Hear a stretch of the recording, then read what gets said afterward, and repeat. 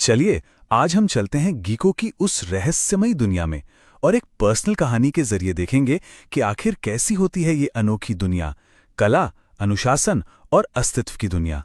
आप अपना शरीर नहीं बेच रही हैं, आप एक कल्पना तक पहुंच बेच रही हैं। सोचिए, ये लाइनें ही गीको की दुनिया का पूरा सार हैं। ये एक ऐसी कला है जो कल्पना को, एक फैंटेसी को हकीकत बना देती है। और यही हमारी आज की कहानी का सबसे बड़ा सच है।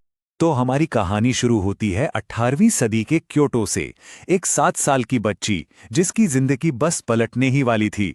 जरा सोचिए, एक 7 साल की बच्ची, उसके घर एक अजनबी औरत आती है और उसे ऐसे घूरती है मानो बाजार में कोई कीमती सामान देख रही हो। और इससे पहले कि वो कुछ समझ पाती, उसके माँ बाप पैसे लेकर उसे एक पालकी में बिठा देते हैं। उसे चुन लिया गया था जापान के सबसे खास सर्कल्स के लिए, लेकिन उसकी मर्जी के बिना। ओकिया में जिंदगी एक कड़वी सच्चाई थी। नियम बहुत सीधा था।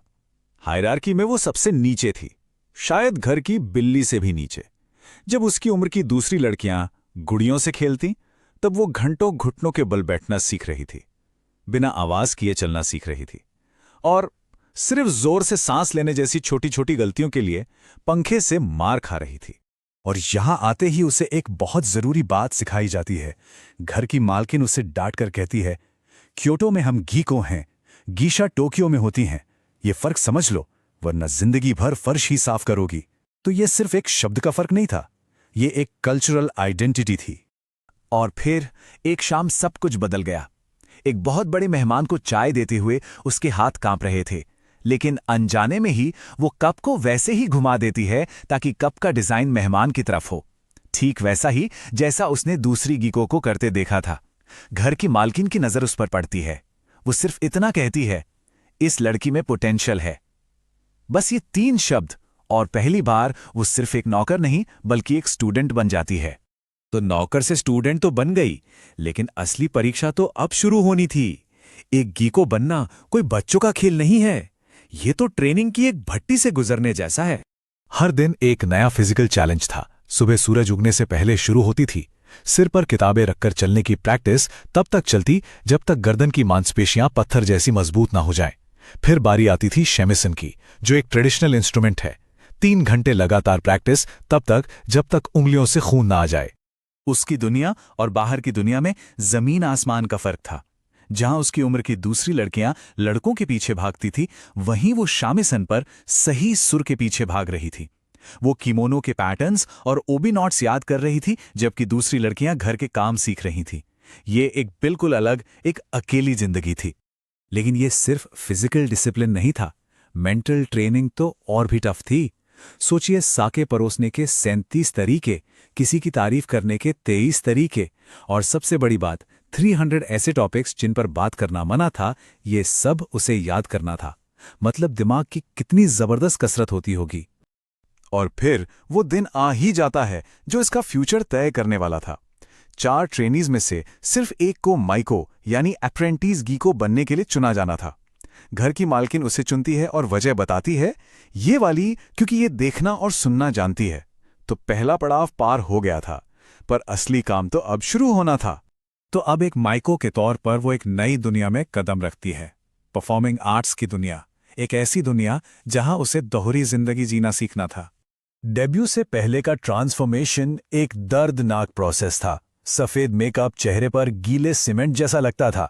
उसके असली बालों से एक कॉम्प्लिकेटेड हेयर स्टाइल बनाया जाता, जिसमें सैकड़ों हेयर पिन्स चुभते थे, हर पिन एक छोटे खंजर की तरह। और फिर वो किमोनो, जिसकी कीमत 3 महीने की कमाई से भी ज्यादा थी। ये खूबसूरती बहुत दर्द के बाद मिलती थी। उसकी जिंदगी एक डबल लाइफ थी। लोगों के सामने वो हमेशा ग्रेसफुल और एनर्जेटिक दिखती थी, लेकिन असल में वो रात के 3 बजे अपने फुटऑन पर बस ढह जाती थी, इतनी थकी हुई कि मेकअप तक उतारने की हिम्मत नहीं होती थी।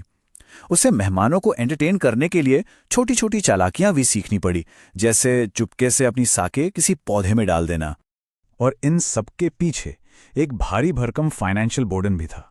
ओकिया में एक हिसाब किताब की बही थी, जिसमें हर एक चीज का हिसाब था।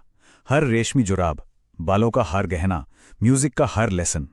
उसका कर्ज इतना बड़ा था कि आज़ादी एक नामुमकिन सपने जैसी लगती थी। फिर एक रात एक अमीर पेट्रन से काफी बड़ा पेमेंट मिलता है।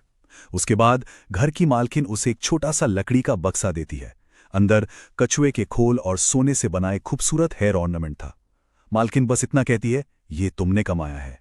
ये उसकी पहली पर्सनल प्रॉपर्टी थी और इस बात का पहला पक्का सबूत कि शायद एक दिन वो सच में अपनी जिंदगी की मालिक बन पाएगी। तो अब हम पहुंचते हैं उसके फाइनल ट्रांसफॉर्मेशन पर, एक कलाकार से एंटरप्रेन्योर बनने के सफर पर, अपनी दुनिया की मालिक बनने के सफर पर। एरिकाई सेरेमनी, ये एक बहुत बड़ा माइलस्टोन था। ये उसके माइको से एक फुल फ्लेज्ड गीको बनने का सिंबल था। उसका लाल कॉलर अब सफेद हो जाता है, जो सीनियरिटी की निशानी है। उसका स्टाइल अब और ज्यादा सटल और रिफाइंड हो जाता है। और सबसे बड़ी बात, अब वो अपनी कमाई का बड़ा हिस्सा खुद रखती है, अपने अपॉइंटमेंट्स खुद तय करती है। मतलब अब वो सिर्फ एक आर्टिस्ट नहीं, बल्कि खुद एक बिजनेस थी। यहां से आगे का रास्ता ऑटोनॉमी की तरफ जाता था। 25 साल की उम्र में वो अपनी पहली माइको को मेंटोर करती है। मतलब ये साइकिल चलता रहता है। 28 की उम्र में वो ओकिया का सारा कर्ज चुका देती है, जो कि एक अनबिलीवेबल अचीवमेंट थी। जैसे जैसे उम्र बढ़ती है, वो इस प्रोफेशन के फिजिकल टोल के साथ एडजस्ट करना सीखती है और आखिरकार अपना खुद का एक्सक्लूसिव टी हाउस खोलकर एक कामयाब बिजनेसवुमन बन जाती है। अक्सर लोगों को लगता है कि ये एक डाइंग आर्ट है, लेकिन ये सच नहीं है। हाँ, ये बात सही है कि आज कम लड़कियां इस रास्ते को चुनती हैं, लेकिन डेडिकेटेड स्टूडेंट्स और हाई डिमांड की वजह से, मतलब ऐसे लोग जो इस आर्ट को एक्सपीरियंस करना चाहते हैं, उनकी वजह से ये ट्रेडिशन आज भी जिंदा है और फल फूल रहा है। तो सवाल ये उठता है, क्या गीको की दुनिया पास्ट का सिर्फ एक रेलिक है जो मॉडर्न दुनिया की दौड़ में कहीं पीछे छूट गई है, या फिर ये एक टाइमलेस आर्ट है जो ब्यूटी और डिसिप्लिन के बारे में हमें कुछ बहुत गहरा सिखाती है? आखिर में वो खुद को एक रेलिक की तरह नहीं देखती, वो खुद को एक अटूट चेन में एक लिंक की तरह देखती है। वो लड़की जिसे उसकी मर्जी के खिलाफ इस दुनिया में लाया गया था, उसने इस दुनिया को अपना बना लिया।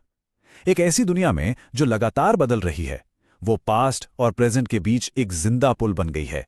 और यह सफर हर दर्द भरे लम्हे, हर सुबह जल्दी उठने और हर एक परफेक्ट बो के काबिल था।